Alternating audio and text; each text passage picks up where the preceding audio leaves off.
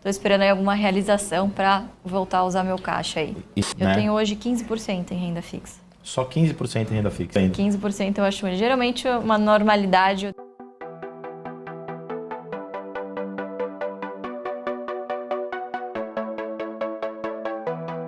O ponto é, pensando numa cadência de longo prazo, de uma queda de juro, como o Caio muito bem falou, lá embaixo, talvez daqui a um ano, não dá pra gente precisar, não vai voltar a 2. Né? Ele falou de 8, 8,5, 9 talvez. Né?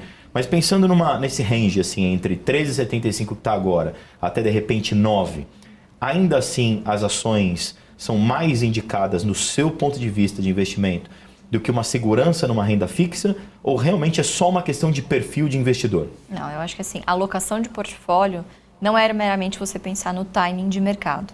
É muito perigoso você confiar plenamente só nessa variável, né? O mais importante antes disso é você separar os seus recursos, eu sempre falo para simplificar, em caixinhas. Você precisa ter ali uma reserva de curto, de médio e de longo prazo. O que você vai colocar na renda variável? Só a caixinha do longo prazo. Então, quer dizer, eu particularmente para minha carteira pessoal não tiro das minhas ações para colocar na minha renda fixa. O que é do longo prazo fica nas ações e aí o que eu vou calibrando? A velocidade com que eu uso o meu caixa. Então, eu compro menos ou mais, mas eu estou sempre comprado em bolsa, porque, obviamente, é o que eu acredito e o dividendo ele é pago em função da quantidade de ações possuídas. Então, quanto mais ações eu acumulo ao longo do tempo, e, obviamente, eu torço para que as ações caiam, para que eu faça aportes cada vez maiores, né? Que eu compre uma posição cada vez maior. E qual que é a sua porcentagem de divisão entre renda fixa e renda variável? Eu tenho hoje 15% em renda fixa. Só 15% em renda fixa? Eu ainda acho muito. Você acha muito ainda? Eu acho Tem muito. gente ouvindo 15% falando, não, só 15% você acha muito ainda? 15% eu acho muito. Geralmente, uma normalidade eu deixo entre 5% e 7% em renda fixa. Tirando reserva de emergência, Quando né? você fala numa normalidade, é porque não estamos numa normalidade? Eu acho que esses dois últimos meses a gente houve um frenesi aí na Bolsa, né? Como eu disse, foram praticamente 2 papéis que puxaram o rally dessas últimas semanas, né? Então, estou aguardando aí cautelosamente, porque, de novo, né, a gente não controla para onde os preços vão, mas eu controlo o preço que eu vou pagar pelos meus ativos. Então, estou esperando aí alguma realização para voltar a usar meu caixa aí. E se voltar essa realização, os seus 7% de repente sobem, os seus 15% descem para 7, 8 de novo? É o que eu torço. A gente, na nossa estratégia, usa a renda fixa ao nosso favor, e agora está muito favorável para isso, para de vez em quando fazer ali uma reserva de oportunidade, que é o que eu chamo, né? Então, quer dizer, eu uso esse fluxo de dividendos que eu acabei não reinvestindo, porque os preços acabaram sumindo um pouco, né? Mais do que eu gostaria, e eu deixo essa reserva de oportunidade na renda fixa, pronta ali, como a gente brinca, para o jacaré abocanhar boas oportunidades da bolsa. A gente viu também pela declaração do Banco Central falando de ambiente externo. Como é que você avalia essa questão do ambiente externo, inclusive na questão de investidores em ações estrangeiras, né? Tem as ADRs, etc. Como é que você avalia esse ambiente externo que foi citado pelo Banco Central no relatório e como é que você avalia isso do ponto de vista dos investimentos no ambiente externo? Legal, vamos lá. Bom, eu acho que boa parte do que a gente está vendo hoje no mercado é de fato fluxo, né? Como a gente brinca contra fluxo, não há argumento. Então, tô esperando para ver um pouquinho como que os investidores vão se comportar. Agora, o que vai ditar esse comportamento é, de fato, taxa de juro real. Por enquanto, a gente tem uma das taxas de juros reais, uma das mais atrativas do mundo. Outra coisa que temos que aguardar é como que o Fed vai se comportar daqui para frente, né? Se essa taxa de juros subir além do esperado, claro que a gente sai um pouquinho prejudicado nessa conta, né? Então, o estrangeiro vai preferir sempre a segurança do mercado americano do que a dos mercados emergentes. Também depende do comportamento nosso comportamento do lado fiscal, né? Então, por enquanto, como eu disse, o mercado ele é feito de expectativa.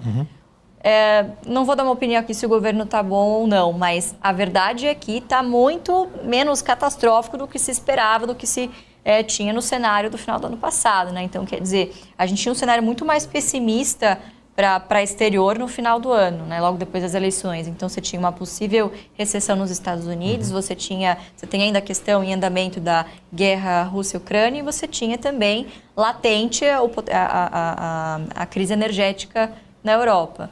Tudo se desenvolveu para não ser tão catastrófico como a gente estava imaginando. Então, agora ver o que vai acontecer. Eu acho que o grande driver mesmo, o trigger, vai ser como que vai se comportar a taxa de juros americana. E no exterior, como é que funciona a sua carteira no exterior? Em que você investe no exterior? Assim, estou dizendo que eu perguntei isso, o pessoal aqui já tá bombardeando para querer saber. Não funciona, só tem o Brasil. Só tem no Brasil, você não investe no exterior? Só tem o Brasil. Algum motivo específico, já que você falou que tem algumas coisas a se analisar, etc. Assim como você disse, não invisto em curto prazo, não vou para o varejo, tenho as minhas bestes aqui. Qual que é o motivo para não ir para o exterior? Eu acho que é adicionar uma complexidade desnecessária, pelo menos para o momento de portfólio que eu vivo hoje. Eu acho que as grandes oportunidades, principalmente nos setores que eu comentei, estão aqui, né? Então, a gente tem que lembrar que o nosso mercado de capitais ele é extremamente jovem, ele tem 55 anos, inclusive completou 55 anos agora em maio, versus mais de 200 anos de histórico do mercado americano. Então, quer dizer, tem muito mato alto para cortar ainda. Então, quem acreditar no longo prazo aqui, eu acredito que vai sair bastante vencedor. Luiz, a gente tem pouco mais de 3 minutos para encerrar. Eu queria aproveitar esses minutos, porque quando a gente tem a sua presença e muita gente aqui no chat querendo fazer pergunta para você, falando de um monte de ações que gostaria que te perguntasse, mas eu queria aproveitar esse tempo para você falar o seguinte. Hoje, a gente tem diferentes classes sociais no Brasil, inclusive aqui acompanhando o programa, diferentes classes sociais, que muitas vezes, como você falou até, energia, ela vai preferir pagar a conta de luz do que ter um pet. Então são diferentes classes sociais, diferentes níveis de investimento, mas já te vi falando também em várias entrevistas que você deu que mesmo que seja pouco, o investimento ele é possível de ser feito. Então quem está nos ouvindo agora, seja quem tem mais ou menos dinheiro guardado, mais ou menos possibilidades de investimento, o que você indica hoje para que a pessoa consiga realmente guardar esse dinheiro? Se ela está começando, ela está com medo, ela está insegura, tem a questão que a gente falou da renda fixa e variável, você tem a sua carteira. Quais são suas principais dicas hoje para quem quer investir em ações ou se você quiser falar de repente começando pela renda fixa? Não, legal. Eu acho que a dica número 1, o investimento em renda variável, ele começa 2 passos atrás. Primeiro, não ter dívidas. Se você tem qualquer tipo de dívida e muito provavelmente o custo, a taxa de juros dessa dívida hoje está elevada, como a gente tem visto nos índices Serasa, enfim, se preocupe em pagar essa dívida primeiro. Porque já vi muitos investidores cometerem esse erro de, bom, agora a bola da vez é a bolsa, eu vou tentar fazer um dinheiro rápido aqui para eu pagar a dívida e resolver a minha vida. Não é assim que funciona. Não é assim que funciona, de novo. Bolsa para quem está pensando em médio e longo prazo. Não aloque recursos de curto prazo, que você vai precisar dessa liquidez. Não aloque isso em renda variável. E a segunda dica é você ter uma reserva de emergência. E o momento está muito propício para isso, você usar a renda fixa, claro, para você ganhar uma musculatura nessa sua reserva de emergência. Então, acho que a dica é seja conservador. Na renda fixa? Na renda fixa, 100% renda fixa. Por quê? Você tem que investir por objetivo, não no que está rendendo mais no momento. Depois que você aloca isso em caixinhas, em objetivos para esses recursos, aí sim você vai buscar as melhores opções de produtos que se adequam às características que você está buscando.